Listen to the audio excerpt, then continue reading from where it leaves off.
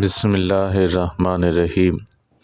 سیدنا عبداللہ بن مسعود سے مروی ہے کہ کسی نے رسول اللہ صلی اللہ علیہ وسلم سے کہا، آپ اپنی امت کے افراد کو کیسے پہچانیں گے جن کو آپ نے دیکھا ہی نہیں؟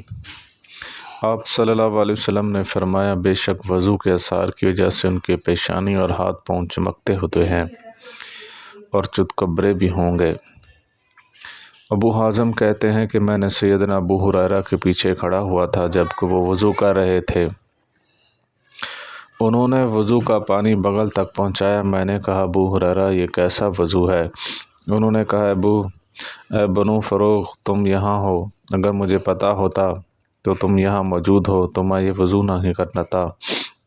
میں نے اپنے خلیل صلی اللہ علیہ وسلم کو یہ فرماتے ہوئے سنا تھا، زیور اور زینت مومن کی اس جگہ تک پہنچے گی جہاں تک وضو پہنچتا ہے۔